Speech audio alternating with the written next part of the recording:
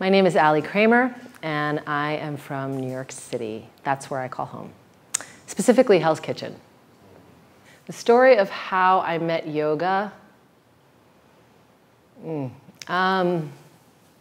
interesting because I think that you can look back at so much of your life and see the journey in retrospect, and at the time it doesn't make any sense. I have pictures of myself when I was about 5 years old, standing on my head in front of my grandmother's fireplace.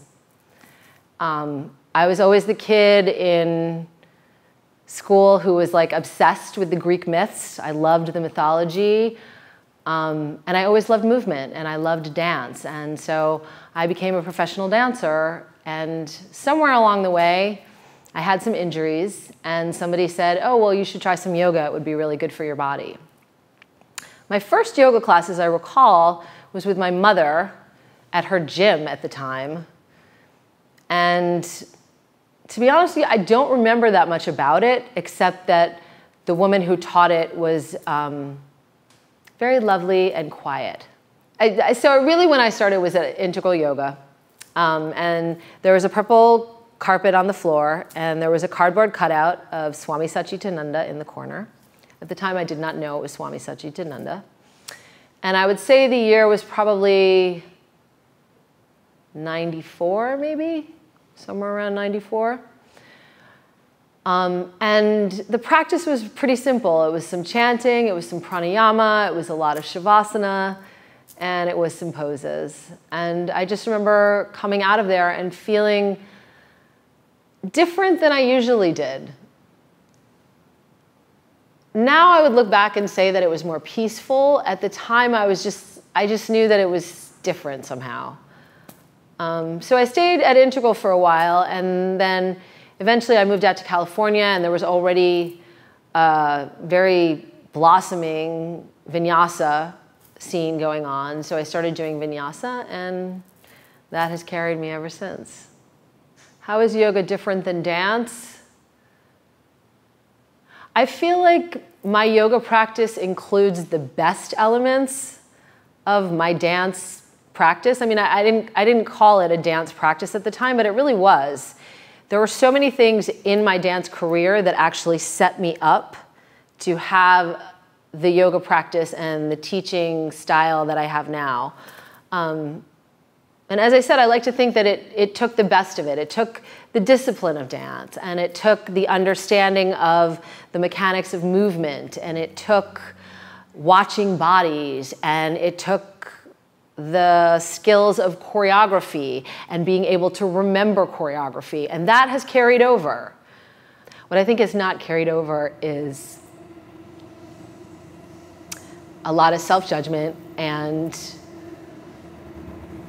a lot of needing some sort of approval, needing some sort of validation. I don't feel like I need that anymore, either as a practitioner or even as a teacher. And that's not all the time. I can't say that that is all the time, unequivocally all the time. For the most part, I would say I can leave that behind most of the time now. And I actually, you know, when I was a child, I thought that I wanted to be either a dancer or a Charlie's Angel. That was the idea, dancer, Charlie's Angel. I became a dancer, not a Charlie's Angel, but I do think now that my entire dance career was just there to bring me to yoga. That I'm sure of.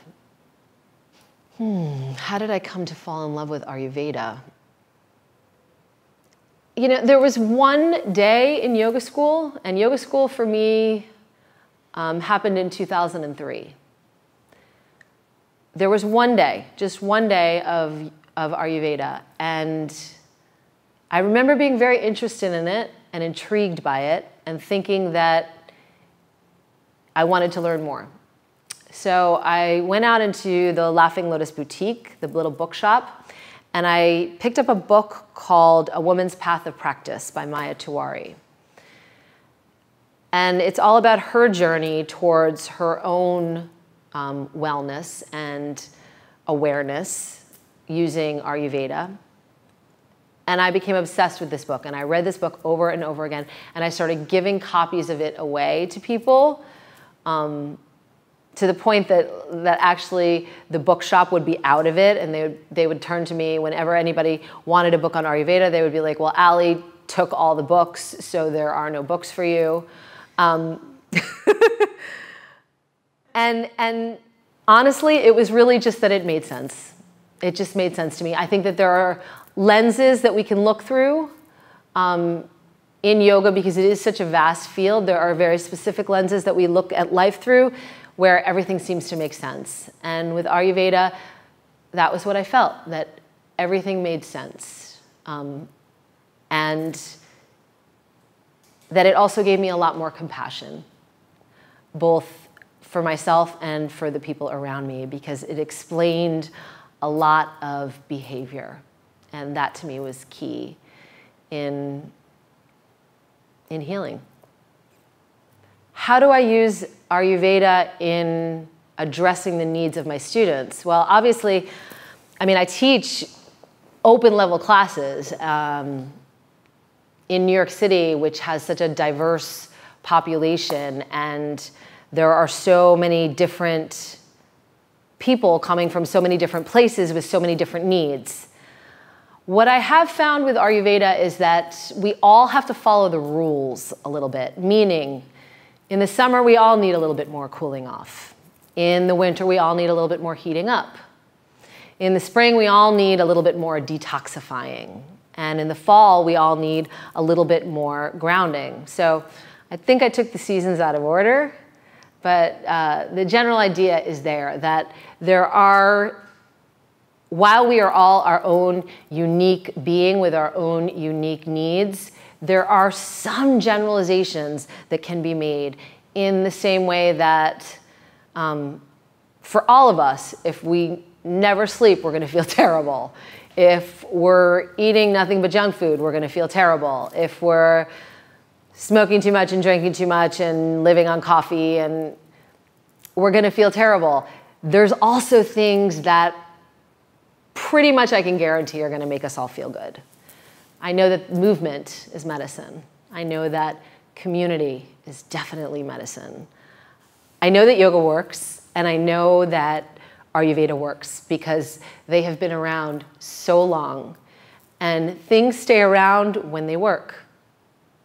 Things stay around when they work. We don't have 8-tracks anymore, and we don't even have CDs anymore, which is really sad. But things move on, and things modernize, and certain things get left behind, and what works and what is true will not get left behind. So I trust the theory, I trust the wisdom. I've seen it in action, I've put it in practice, and I know it works. What's inspiring me and what has my attention right now in my practice is, how do I find new ways in? So if I'm guiding my teaching and my own practice through the principles of Ayurveda, I believe in repetition. I do believe in repetition. I also believe that we need to evolve. And so lately I've been working to challenge myself with sequencing, expansion in all ways, eternal student always. Collaboration is always interesting to me. New collaborations are always interesting to me. Travel is interesting to me because I love the way that the practice translates into any language and crosses borders. And my own process of even the shifts that have occurred in my life through age, through teaching in different places, having students with different needs, different styles. There's inspiration everywhere, I think. There's inspiration in the beach right outside the door today. And there's also inspiration in the sirens that I hear outside my window when I'm practicing at my apartment. There's inspiration in art, there's inspiration in music, I find very inspiring. And most of all, I find a lot of inspiration in my students.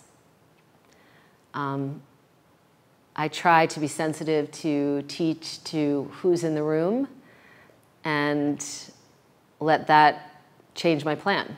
I'm always going to come in with a plan, and I'm always happy to change my plan.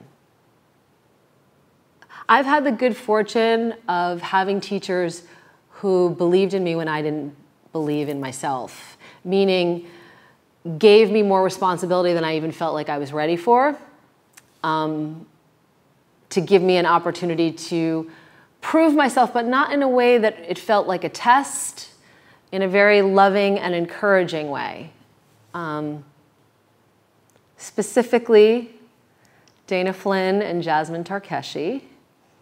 And now Colleen Seidman Yee and Rodney Yee.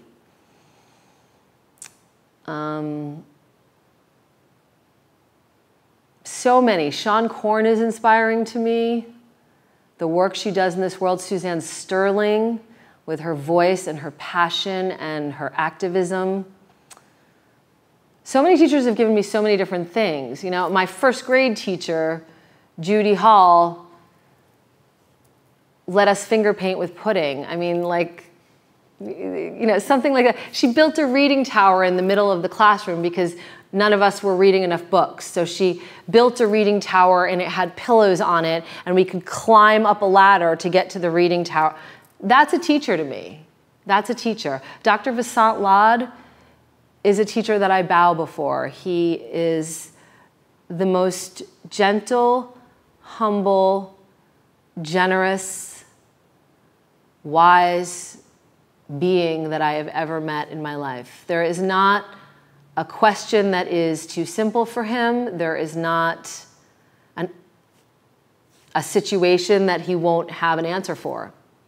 And yet still so humble and quiet and loving. Scott Blossom is amazing. Every time that I study with him, I want to like move into his backyard in a tent and live there and just learn from him every day. Robert Svoboda with his humor and his storytelling and the way that he can tie things together is just absolutely genius. My first Ayurveda teachers, Maya Tiwari and Sarah Tomlinson, I mean, I'm lucky. I've had so many amazing my dance teachers, God, to teach me discipline and to help me to show me music and movement and devotion. And my family at Laughing Lotus, my family at Yoga Shanti, my family at Womb Center, my family on my retreats, in the different teacher trainings that I've had the good fortune of being in, being a part of. Yeah, I mean, that's really it. The community is, I think, my greatest teacher. Because when something works, you know it, and when something does not work, you know that too. You start to really see that too. New York City is a teacher. My dog is teaching me a lot. My family is teaching me a lot. Both the family that I was born into and the family that I have picked up along the way. What would be my encouragement or my advice for those who practice yoga? The encouragement that I would give is thank you. Thank you for being on this path with me. Thank you for the work that you do in this world to make it more peaceful. Thank you for holding me accountable.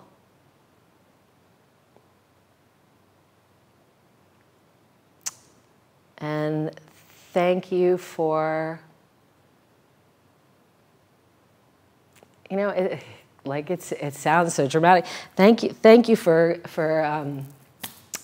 saving my life and giving me purpose.